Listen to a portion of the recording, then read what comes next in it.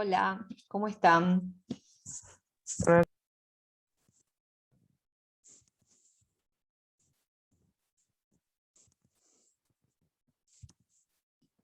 Muy bien, ¿cómo andan?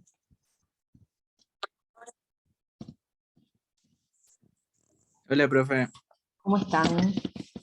Profe, Aquí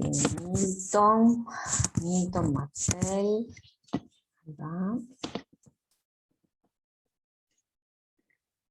Muy bien. Ah, un poquito más, a ver si ingresa alguien más. Bueno, ¿cómo han estado? ¿Han podido resolver las tareas? Vi que hicieron unas cuantas entregas, todavía no me senté con ustedes a corregir. Estoy en un impasse porque tengo que hacer promedios para el privado y me he pasado todo el tiempo corrigiendo esas tareas y los he abandonado un poco, pero en estos días me pongo a tiro con ustedes. Ayer estuve revisando algunas de las tareas que enviaron de tejido epitelial y bueno, hoy vamos a empezar a hacer las correcciones de algunas de ellas y vamos a ver si podemos, si nos da tiempito para ver alguno de los tejidos, que es en la tarea post laboratorio, o sea, después del práctico, que ustedes tienen ahí unas imágenes para reconocer y poder diagnosticar. ¿Sí? La idea es hoy aprender las bases para poder hacer el diagnóstico de un tejido epitelial. Ya sabemos cómo reconocer un tejido epitelial, pero todavía no sabemos los tipos de epitelial y algunas de las características que tienen estas células epiteliales que también se incluyen también en la identificación. Voy a esperar que sigan entrando un poquito porque todavía tengo uno. Está faltando alguien más. A ver. Muy bien. Bueno, ¿alguna pregunta que quieran hacer antes de comenzar?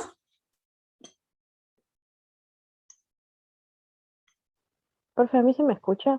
Por si acaso. ¿Se te escucha Ah, bien? está, está perfecto, era eso nomás. ¿Quieren preguntar algo antes de empezar con el tejido epitelial? Yo, profe, Bueno, vi que hay una especie de evaluación, puede ser el último que publicaste. sí, ¿Eso para cuándo es? y tiene fecha, creo que tiene fecha. Pero Para este creo instituto. que va a ser conveniente que la hagan después de ver esta clase, ¿no? Está perfecto. Porque justamente ustedes se aproximaron, hicieron algunas cosas y después hay una evaluación final después de todo lo que hemos visto de tejido epitelial. ¿Sí? Creo que Eso sería entre hoy como y mañana realmente vamos a oportuno. terminar con tejido epitelial. Está perfecto. Gracias. ¿Bien?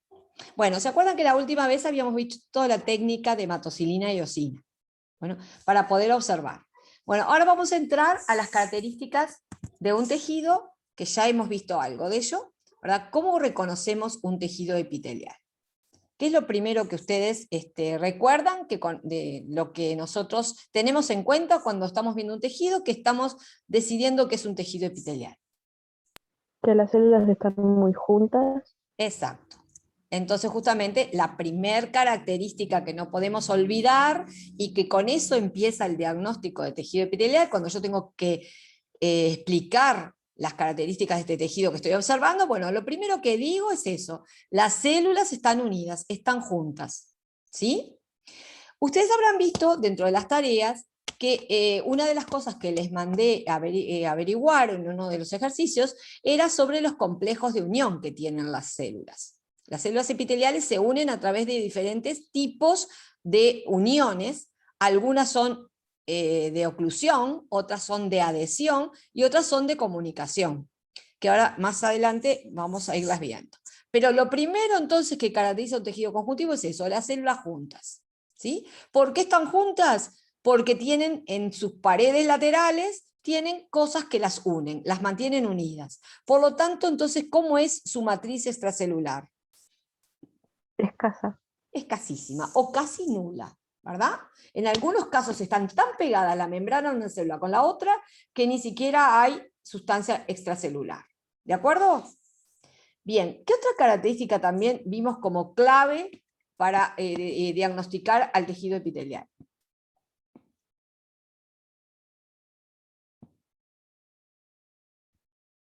Acuérdense el cuadro comparativo que hicimos y ahí tenemos las características.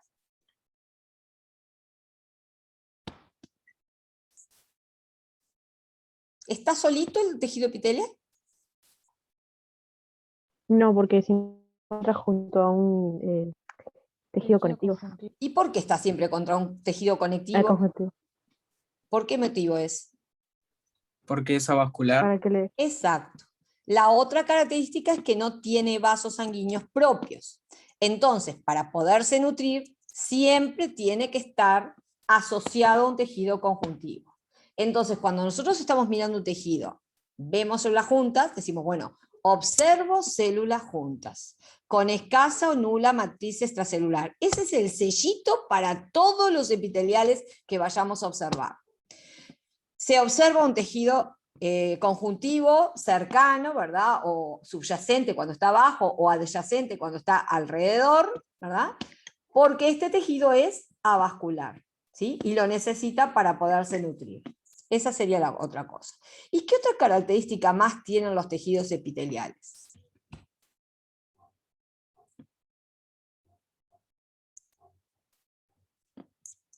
Que generalmente su cara apical queda libre. Generalmente están en un borde libre, estoy de acuerdo, aunque no es en todos los tejidos epiteliales. Vamos a ver un tipo de tejidos epiteliales que son los glandulares endocrinos, que no tienen una de sus caras a la superficie libre, ¿sí? Pero la gran mayoría de los restantes sí, ¿sí? Justamente, pero hay otra característica que tienen todos los epiteliales, que cada uno tiene un origen embrionario. No todos tienen el mismo origen embrionario. Entonces, de acuerdo a dónde están ubicados, nosotros vamos a tratar de determinar a qué capa del embrión pertenece su origen, ¿sí? Y lo otro es que no puedo hablar de una función única.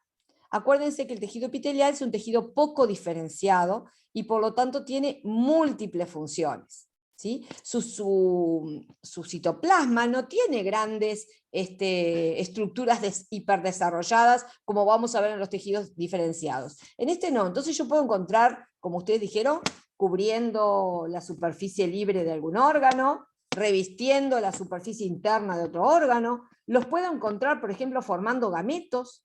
Los testículos, por ejemplo, y los ovarios están hechos de un tejido epitelial que su misión es generar gametos.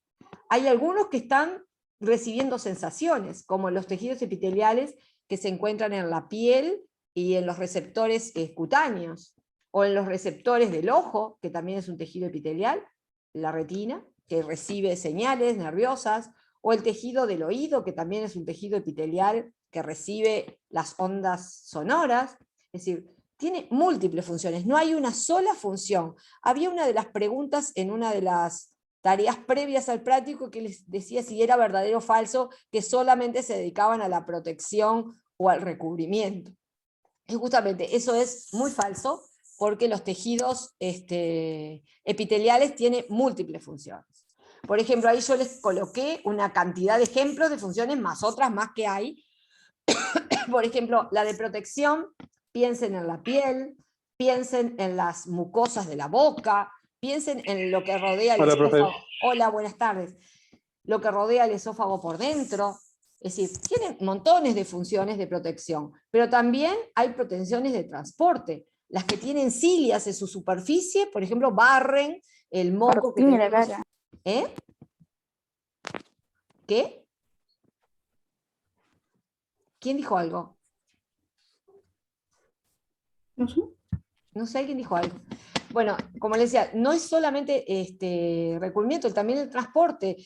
A través de cilias, por ejemplo, el epitelio puede barrer el moco que tenemos en la superficie de las vías respiratorias o del intestino, ¿sí? Es decir, podemos encontrar diferentes estructuras que se asocian a estas células que sirven para transportar sustancias. Algunos de los tejidos epiteliales son secretores de sustancias químicas, pueden ser fluidos como la saliva, puede ser hormonas, como en el caso de las glándulas endocrinas, ¿sí? Y un epitelio muy característico es el del intestino, que no solamente segrega, sino que también absorbe los nutrientes que nosotros transformamos en el proceso digestivo. O sea que también estaría teniendo la función de absorción. O el que está en el riñón, por ejemplo, cuando se le filtran todos los desechos a la sangre, que está seleccionando con qué se queda y con qué le devuelve a la sangre para que siga circulando. ¿Sí? Y después los epitelios, como yo les decía, que captan sensaciones nerviosas. O sea que no hay una función típica de un tejido epitelial. ¿Sí? Es decir, hay una cantidad de tejidos que recubren, revisten, pero a su vez están cumpliendo otras funciones. Por eso hay que estar muy atento a dónde está ese epitelio para decir cuál es la función.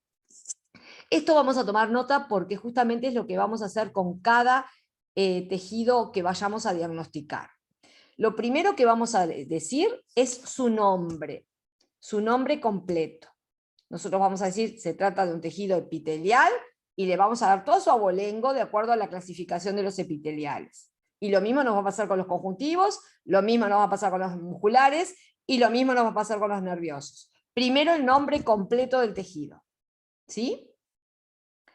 Segunda cosa que vamos a hacer es un diagnóstico del tejido. Cada nombre que nosotros digamos de ese tejido tiene una explicación.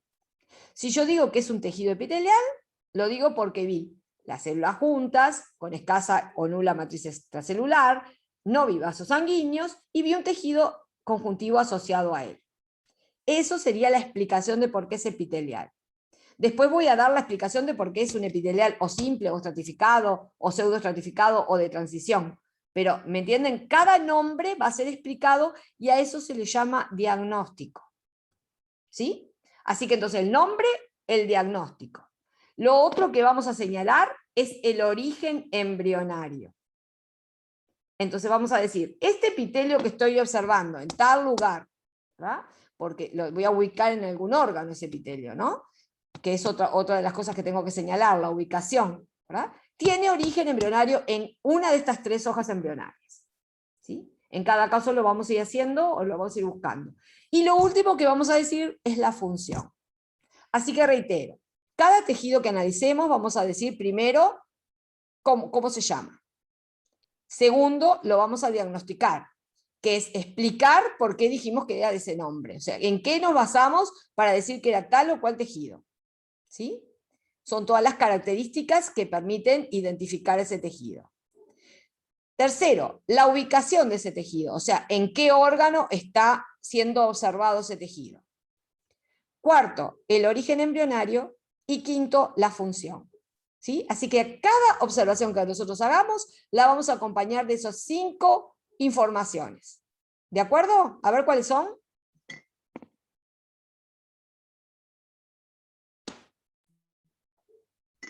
Repetila, profe. Ah, están distraídos. Distraídos están. 1, nombre del tejido. 2, diagnóstico del tejido. Es decir, explicación de por qué tiene esos nombres. Cómo me di cuenta que tiene esos nombres, ¿verdad? Porque vi algunas características. 3, ubicación de ese tejido. 4, origen embrionario. Y 5, la función que cumple ese tejido. Que no son todas estas. Cada tejido epitelial va a tener sus funciones. De acuerdo al órgano donde está y cómo está ubicado, nosotros vamos a determinar la función. ¿De acuerdo? A ver quién las reitera. Sí. ¿Quién reitera lo que tenemos que decir? Nombre del tejido, diagnóstico del tejido, ubicación del tejido, origen embrionario y función que cumple el tejido. Muy bien. Así que de cada uno de los que veamos, y vamos a ver cientos en el año, van a decir ese versito. ¿Bien? Bueno, vamos a empezar con las características. Ya tenemos las características del tejido epitelial. Ahora vamos a seguir con algunas cosas particulares del tejido epitelial. ¿Bien? Una de las características fundamentales de las células epiteliales, ¿cuál es? Revestimiento. No, la característica. No, eso es la función del tejido. Yo pregunto, de una célula epitelial, ¿cuál es la característica principal? La polaridad era. La polarización. Es una polarización, como ustedes deben haber visto en lo que han leído de esto, morfofuncional. ¿Por qué digo morfofuncional?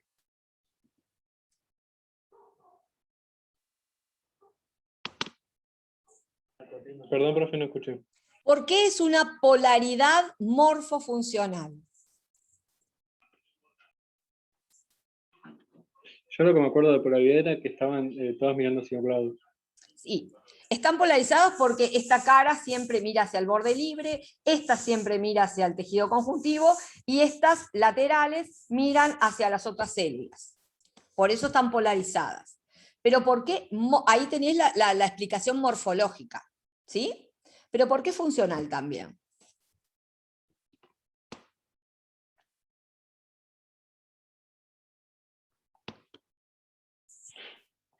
¿Es lo mismo lo que ocurre en esta cara que lo que ocurre en esta? No. No. No, ok. O sea que cada cara tiene su función. Por eso la polaridad no es solamente morfológica, no siempre uno mira hacia la luz y el otro hacia el... También es funcional. Una cara cumple una función, otra cara cumple otra función y otra cara cumple otra función. ¿De acuerdo? Bueno, vamos a analizar cada una de las caras para ver qué funciones puede cumplir en una célula epitelial cada una de ellas. ¿De acuerdo? Bien, vamos a empezar con la primera cara. ¿Qué cara es esta que marqué con la línea rosada? Apical. La cara apical. Muy bien, ¿todos de acuerdo con eso? ¿Sí? ¿Llamo cara apical a qué? La que En está la parte arriba. superior. Claro. O sea, la que está en el borde. De tejido. En el borde del tejido, en el borde libre. Ella siempre mira hacia una superficie libre. En el único caso que no ocurre esto es en el epitelial glandular endocrino. Pero después en el exócrino sí, y en los de revestimiento y recubrimiento también. Esa cara mira siempre al borde libre. O sea que después de ella no hay nada. ¿Bien? Aquí, por ejemplo, tengo un tejido, ¿sí?, que tiene varias capas, ¿sí?, y acá lo estoy encontrando en un borde libre al tejido epitelial. Este sería todo el tejido epitelial, y este ¿quién sería? Conjuntivo. El conjuntivo. Lo estoy viendo en la piel, ¿sí? O sea que está mirando al borde libre del exterior del cuerpo. Es un tejido que está en el borde del cuerpo, y es un epitelial. También puedo encontrar epiteliales en el interior de un órgano, ¿sí? Por ejemplo, aquí estoy viendo un epitelio, ¿sí?, que está también en un borde, pero no en el exterior del cuerpo, sino que está en el interior del cuerpo. Esto se lo han sacado capaz que en primer año de liceo, cuando les hicieron observar células por primera vez, un raspado de mucosa bucal. ¿Hicieron eso alguna vez? No. No, yo en el laboratorio No. vimos bichos. Sí, pero en primer Sí. año de liceo, ¿no se acuerdan de haber hecho un raspado de mucosa bucal? O en cuarto, capaz que lo No. hicieron. Bueno, generalmente No. se sacan células de esta capita superior del epitelio, que vieron que están como aplanaditas y se están desprendiendo, y justamente se pueden observar. Este epitelio no está en el exterior del cuerpo, está en el interior recubriendo una cavidad del cuerpo, que es la cavidad bucal, ¿sí? Pero también puedo encontrar epitelios en el interior de un órgano, no de una cavidad, de un órgano. Por ejemplo, en este órgano, esta línea oscura que tengo aquí, ¿sí?, es un órgano que ya hemos visto, ¿sí?, cuando vimos el desarrollo embrionario. ¿Sí? Esta línea que tengo ahí es el epitelio del endometrio del útero.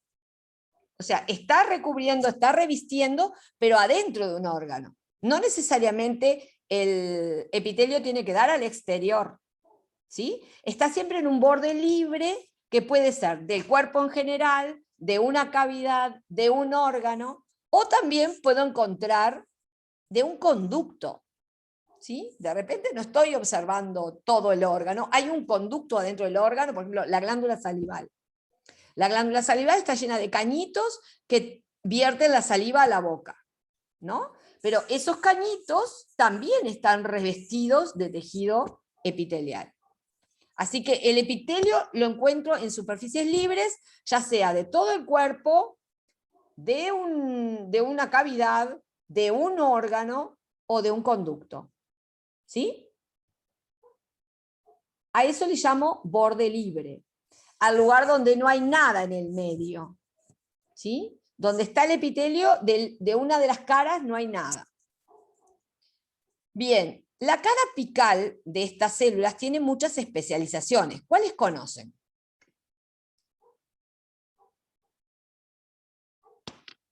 Especializaciones que ya hemos visto. Cuando vimos las partes de la célula, ya hemos visto estas especializaciones. En ese borde libre, ¿qué puede haber?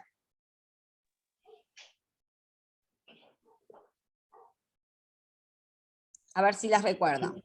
Los cilios, ¿se acuerdan? Cuando vimos las partes de la célula, los cilios y flagelos. Sí.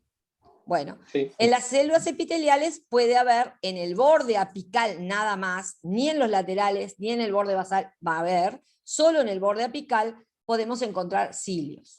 Acuérdense que los cilios son estructuras de movimiento. Sirven para mover, pero ¿sirven para mover a la célula? No, No, a lo que mover todo pasa. lo que lo toque.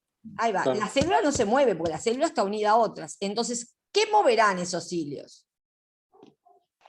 La matriz extracelular. Exactamente, cosas que hay en la matriz extracelular, o secreciones de la matriz extracelular, o cosas que entran a la matriz extracelular, ¿sí?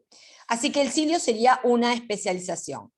Otra especialización que tienen muchos epitelios en su cara apical son unas estructuras que solo se ven al microscopio electrónico. Estos se ven al microscopio óptico, los cilios, pero estas se ven solo al microscopio electrónico y que se llaman... ¿Cómo? Perdón, profe. Hay otras especializaciones que ustedes deben haber leído que tienen las caras apicales de las células epiteliales, que no son los cilios, y que se Las ven microvellosidades. exactamente, las microvellosidades. ¿Sí? Cuando las vemos al microscopio óptico, se ven como unas líneas, no se ven como pelitos, unas líneas como deflecadas, pero no, a diferencia de los cilios que se ven como pelitos, ¿sí? Y reciben dos nombres diferentes según cómo sean esas microvellosidades. Las microvellosidades en realidad son expansiones del citoplasma que abultan la membrana celular y aumentan la superficie de membrana que tiene esa cara. ¿Sí? No es lo mismo una superficie lisa de la membrana que tenerla toda plegadita, ampliada en el mismo espacio. ¿Sí?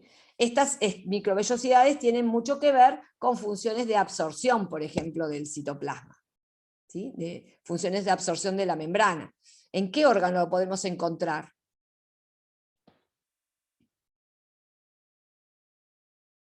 Células epiteliales que tengan microvellosidades. ¿En dónde absorbemos algo?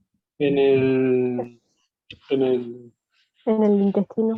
Exacto. Ahí va, esa En el no. intestino tenemos células epiteliales que revisten la cara interna del intestino que tienen microvellosidades. Y ahí las vamos a ver, y en el microscopio óptico las vamos a llamar chapa estriada.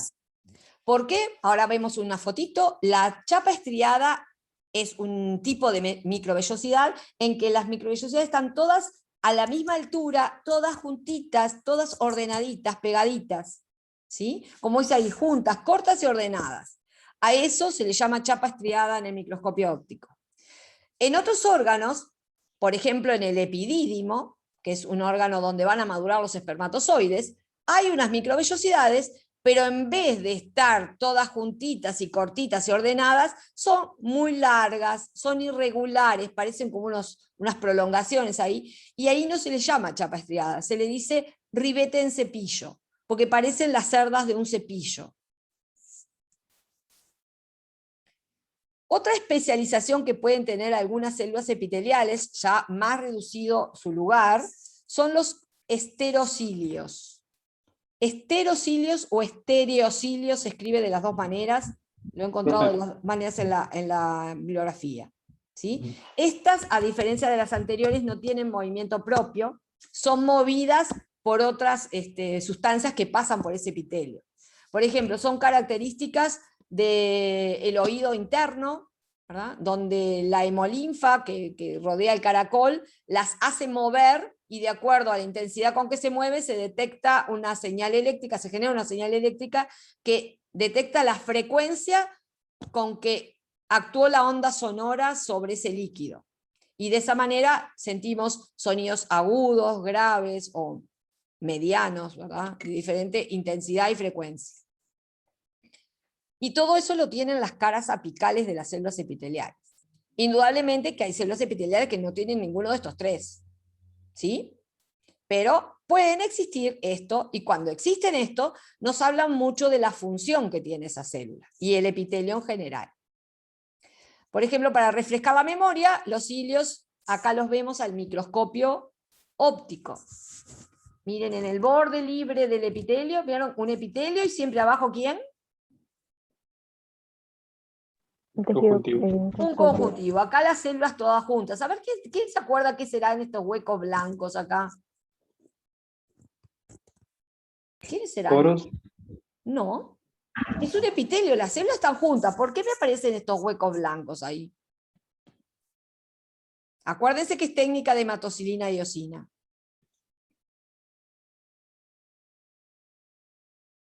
¿Qué vimos en la clase pasada con la hematocilina y eosina y su técnica? ¿Qué le pasaba a determinadas células? Mm, Esto ocurrió en el proceso de fijación. La formalina hizo algo acá.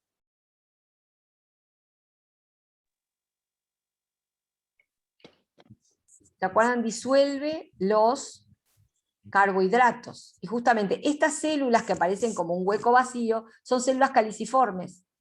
En este epitelio tengo dos tipos de células. Unas que son las de revestimiento y otras que son de secreción. ¿Sí? Entonces las que veo desteñidas son las de secreción, que como estaban llenas de vesículas de mucígeno, ¿verdad? Aquellas vesículas formadas por el Golgi, llenas de mucus, ¿verdad? La técnica de hematocilina y eosina en su proceso de fijación las disolvió. Y por eso aparecen blancas. No es que sean vacíos, es una célula que se le disolvió lo que tenía dentro. ¿Sí? Pero el epitelio restante es el que muestra las cilias. Vieron que en el lugar donde están esas células no hay cilias, están en las otras células. ¿Sí? ¿Y qué función tendrán esos cilios acá en este tejido?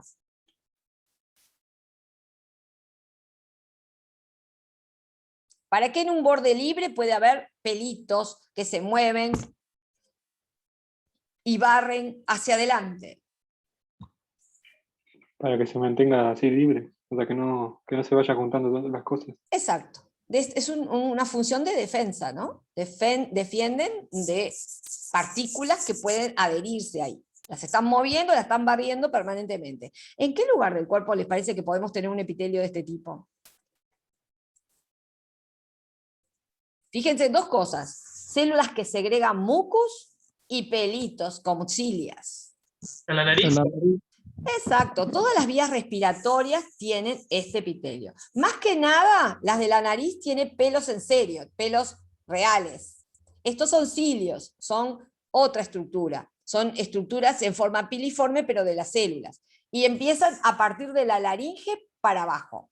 Laringe, tráquea, bronquios, todos estos revestimientos de esos órganos tienen cilios que barren el moco hacia la nariz, ¿verdad? Hacia las fosas nasales, con las partículas que entraron de polvo, bacterias y todo eso pegoteado. Y de esa manera van desalojando. Y el mucus lo segregan estas células caliciformes. Si vemos cilios, bueno, acá tendríamos un dibujito de cómo sería el epitelio de las vías respiratorias. Este epitelio es clásico de las vías respiratorias. Van a ver que hay células que tienen cilias. Hay otras células más bajas que tienen, que son las que reponen a estas cuando se gastan, y después las células caliciformes, que son las secretoras de mucus. Si vemos al microscopio electrónico de barrido, las cilias tienen este aspecto.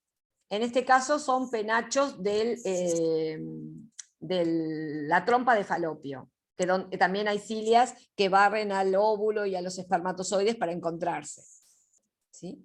Y acá los vemos al microscopio electrónico de transmisión, donde se ve la ultraestructura de estas cilias. Acuérdense que son microtúbulos de tubulina dispuestos en pares, 9 pares periféricos y un par central.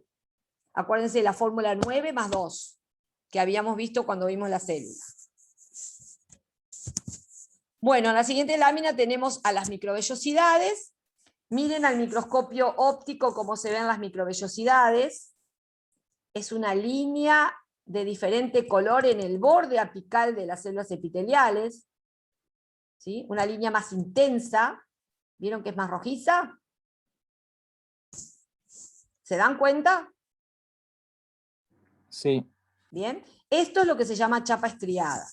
Y si no, en este otro borde libre, acá donde están las flechitas, en otro órgano, vieron que no es tan parejito como esto, tan rojito, es más irregular.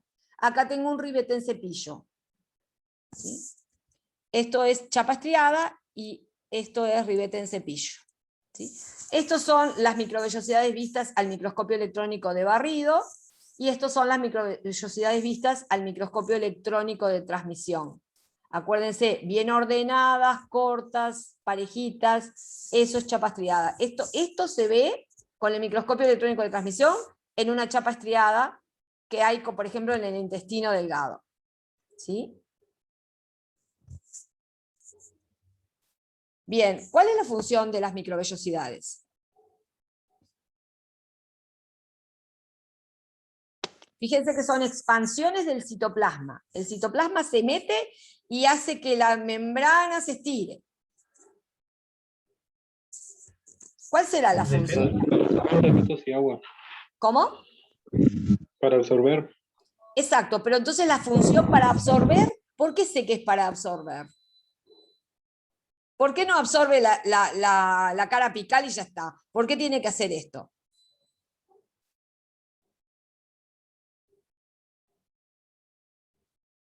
Piensen en los nutrientes que tenemos que absorber, son muchos. Si fuera solamente la lámina, la cara apical de la célula, tendríamos poco espacio por donde absorber. Sin embargo, aumentando la superficie de la membrana, fíjense que estas proyecciones que emite el citoplasma aumentan la cantidad de membrana que hay. ¿Sí? Entonces, justamente la microvellosidad... ¿Cómo? Como un puerto, pero la célula. Sí, exactamente, como si fuera un muelle. ¿Vieron en los muelles de los puertos? Bueno, eso es exactamente lo mismo, pero imagínense muchos muelles, todos juntitos, aumentando la superficie que tiene la membrana celular para poder absorber. Así que la presencia de microvellosidades me está hablando de una función de este epitelio, que es la absorción. ¿Sí? Bien, la presencia de las cilias me está hablando de otra función del epitelio, que es la de transportar. Y por último, ¿verdad? Los estereocilios o estereomicrovellosidades, porque son microvellosidades, no son cilios, ¿sí? Que a diferencia de los anteriores, son más largos, son irregulares y pueden estar inclusive ramificados, como se ve en esta lámina. Así se verían en el epidídimo. Todos estos como pelos, medios irregulares, son estereocilios, ¿sí? Aquí se ven en el microscopio electrónico de transmisión, también están formados por proteínas del citoesqueleto, y aquí se ven cómo se verían en el microscopio electrónico de barrido, ¿sí? Para que vean la idea de, son como prolongaciones, ¿verdad? De la membrana también, del citoplasma, pero en este caso inmóviles. Para moverse tiene que haber algún fluido que las mueva y genere algo en ellas. Por ejemplo, estas que están aquí son las que tenemos dentro del oído, en el órgano de Corti, que es un órgano de la audición, donde se generan los impulsos nerviosos que se mandan para el cerebro, y esos impulsos nerviosos se generan cuando la hemolinfa que baña estos estereocilios mueve a los estereocilios, ¿verdad? Con una intensidad que le dio el oído medio, ¿verdad? Que movió a esa linfa, o sea, llegó una onda sonora, golpeó contra el tímpano movió 3 huesecillos, y el estribo golpea contra una ventana que da el lugar donde está este líquido. Entonces el líquido empieza a moverse y activa a estos estereocilios, los cuales transforman ese movimiento en impulsos nerviosos, lo llevan al cerebro y de esa manera oímos. ¿Sí? Increíble, ¿no? Bueno, estos serían entonces especializaciones de la cara apical. Pero las células epiteliales no solamente tienen la cara apical, también tienen las caras estas laterales. Y en las caras laterales también tenemos especializaciones, pero ¿para qué? ¿Para qué tenemos Para especializaciones? comunicarse con las células, Bien. Algunas son para comunicarse, otras para qué son.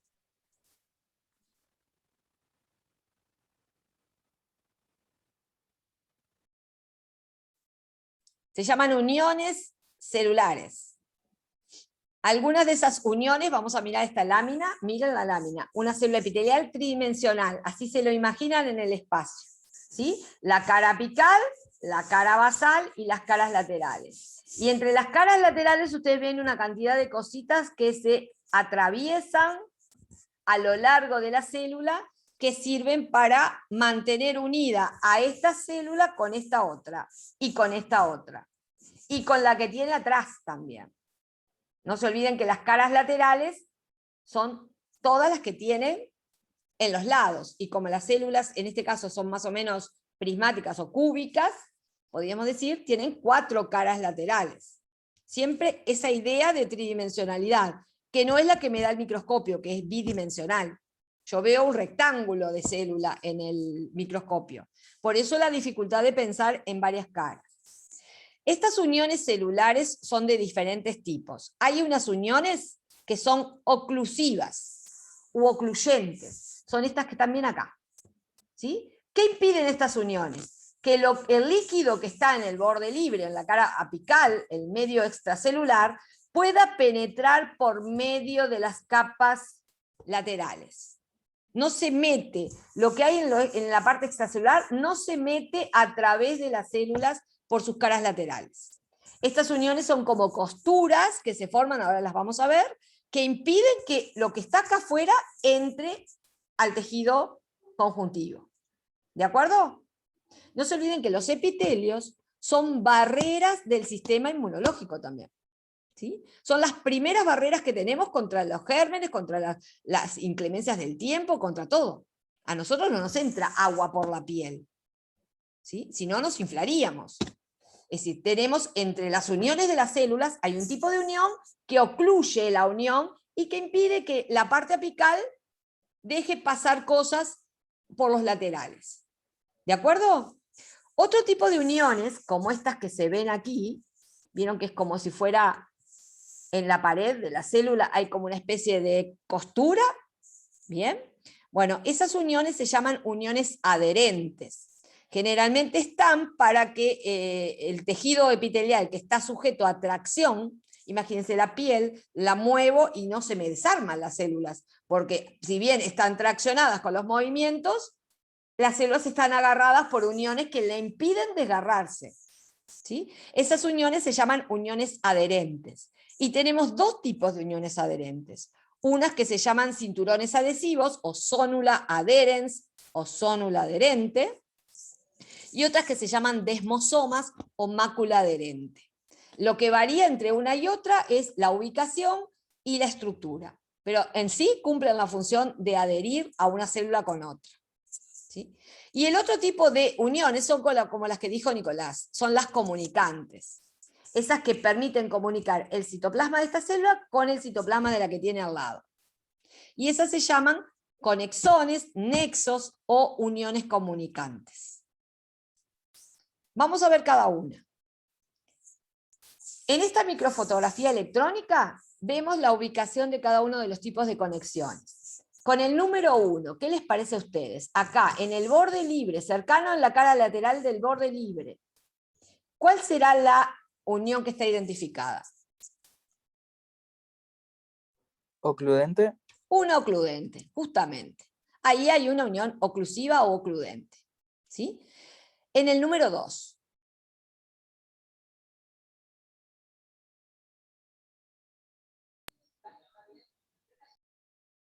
Acuérdense cómo se llaman. Miren Adherente. la extensión que tiene. ¿Qué será eso? A ver, Marcel. Adherente. ¿Es adherente de qué tipo? ¿Cinturón adhesivo o mácula adhesiva? Cinturón. Es un cinturón, justamente. ¿Vieron la extensión que tiene?